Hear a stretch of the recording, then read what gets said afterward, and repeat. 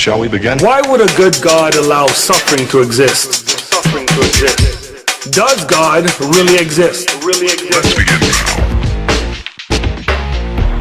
Why did God command the deaths of so many people in the Bible?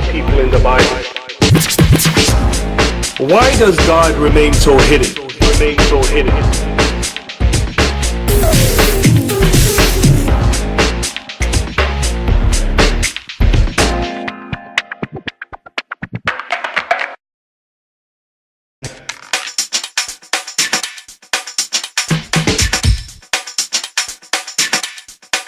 Let's begin now.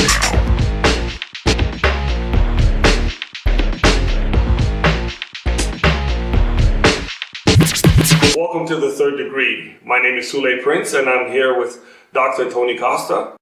Dr. Costa, what about the holly and the ivy being used at Christmas? Isn't that pagan? No, actually, the Europeans during the winter time would, just like people today, like to decorate their homes with flowers and plants and so forth. Well, during the winter time, you can't do that because all the flowers are dead. And so what they would do is they would use evergreens, and holly and ivy, for example, these are hardy plants during the winter, just like the fir tree. And so during the winter, the only thing left that you could decorate your homes with are evergreens. So there is no pagan connection there at all. It's just simply decorative, but it became associated with Christmas because of the winter season. And the holly in particular, if you look at the holly, it looks like it's a leaf that looks like thorns, like a thorny leaf, and Christians associated that with the crown of thorns that Christ bore.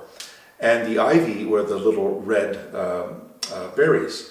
And the little red berries look like blood spots. And so what this came to represent in Christianity is the crown of thorns and the blood that Christ would shed.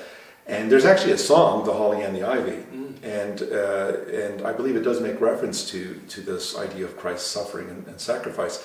So it's interesting how Christians adopted this and used it as a picture that Christmas was not just about a little baby born in a manger in Bethlehem, but that this was a baby who was born to die, a baby who was born to give his life as a ransom for many. And so the holly and the ivy came to represent his crown of thorns and the blood that he would shed. And so it was a very appropriate symbol.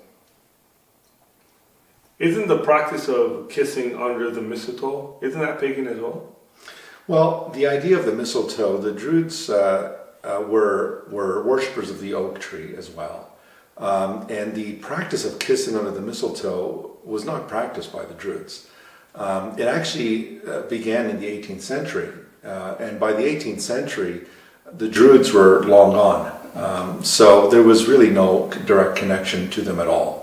The idea of kissing under the mistletoe, the idea has to do with Christmas representing reconciliation, glory to God in the highest, and goodwill towards men and so forth. And so the idea was showing that idea of reconciliation at Christmas time because of the coming of Christ, the incarnation, and ultimately Christ's work of reconciling sinners to himself. Thank you for watching this video. If you like what you see, please press the subscribe button right below.